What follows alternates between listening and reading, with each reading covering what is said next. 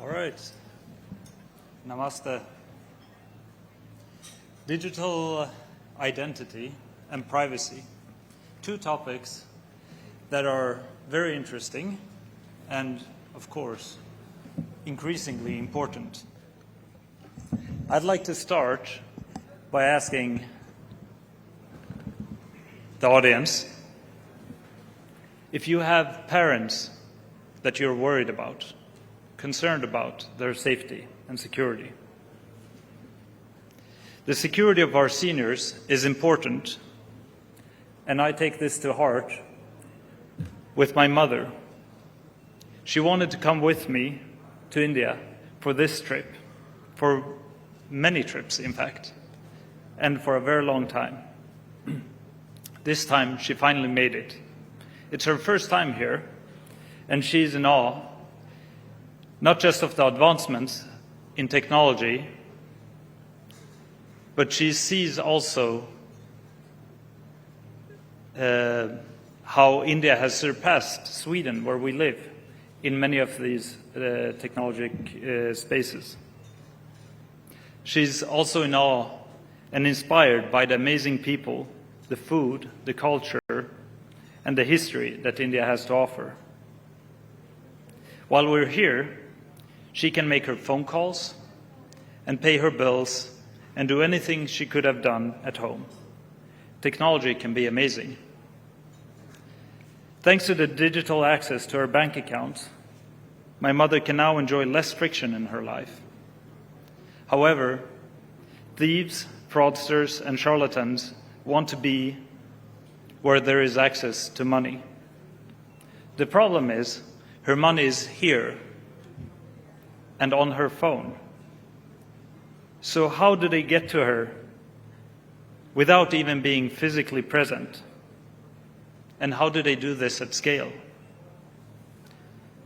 I think you all recognize the theme. They call her, they send her text messages, they knock on her digital door, pretending to be who they are not. And once they get in, they rob her of her money. They also rob her of her trust in herself, her own capability. They rob her of her trust in society and the sense of pride that she has had. What they would leave her with is a gut-wrenching sense of guilt and shame. How many of you here today have children who are on social media platforms? I also have two sons. They are 6 and 3. I miss them while I'm here, and just like any other parent, I will do anything for them. Soon they will reach the age where they take part of or create digital content. But once they start, it's enough with 2 seconds of a "I miss you, Daddy" video clip published on their favorite social channel for their voice to be stolen, synthesized, and made to say something that they never said, with the aim to trick me or my wife to think that they are in harm's way.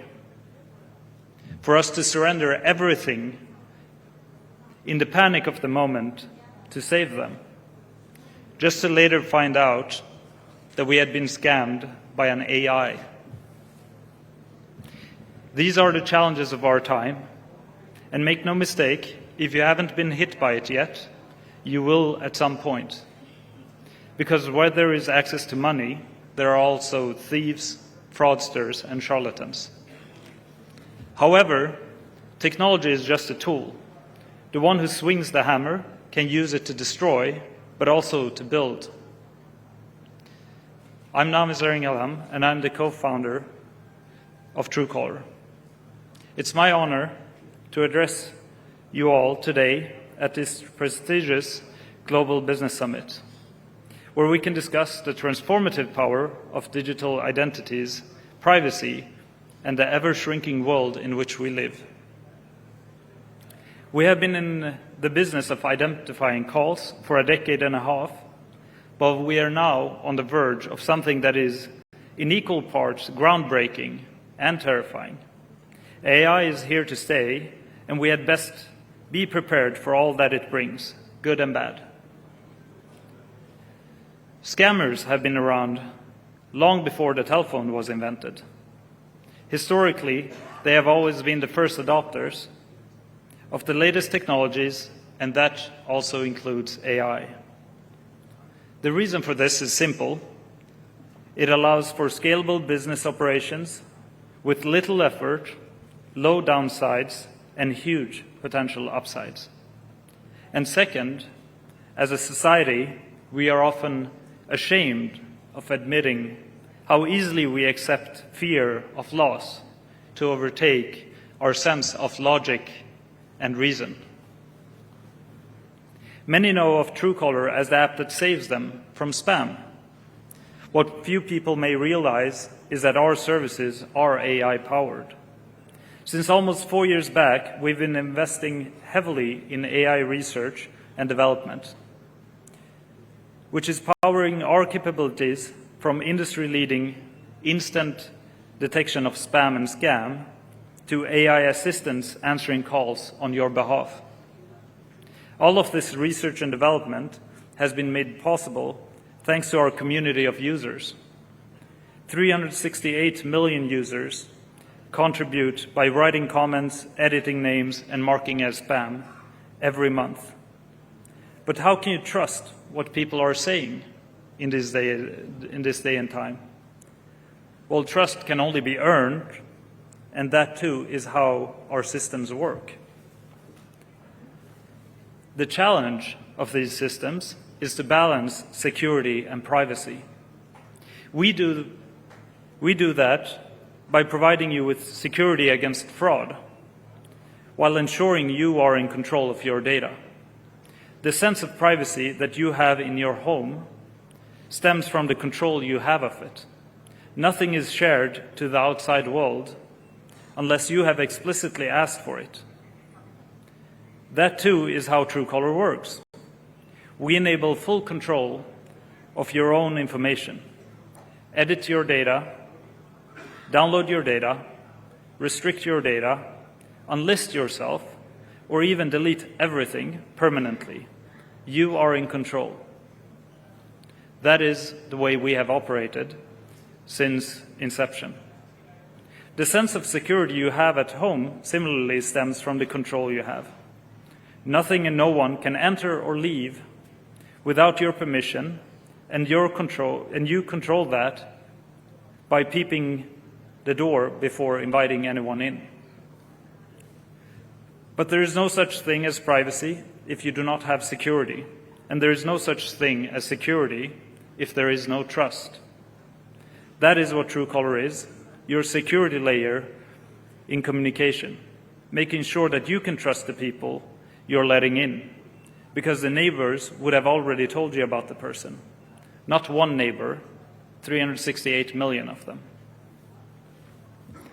Our users also educate themselves and each other on our platform or through various government-supported initiatives and trainings that we perform in rural communities. As we increase trade in this world, we also increase the need for communicating and transacting. We have thousands of business partners across the world for our Verified Business program.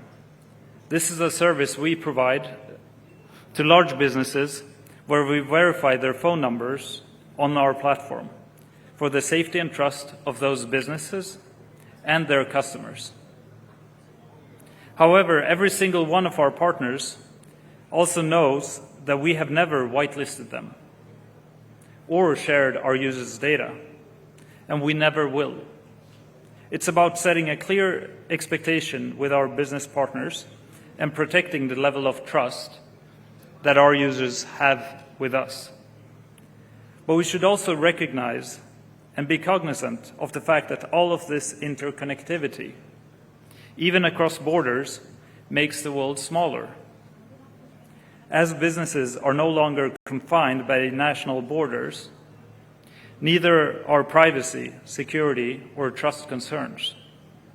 They are increasingly becoming main topics of discussions and regulations, which, unless done internationally and in collaboration, inevitably leads to a fragmentation of the globally optimistic and unifying nature of the Internet. Digital identities are only important if we trust the platform providing it. However, once there is trust, the most common output is financial and job opportunities, predictability and accountability in the social fabric of every society. These are the benefits that community-driven services bring when they have privacy, security, and trust by design. I will be really pleased to answer any questions you may have, and I look forward to having more conversations around this topic with our audience members here, industry colleagues, and friends from the media. Thank you for the opportunity to share these thoughts with you today, and thank you for listening.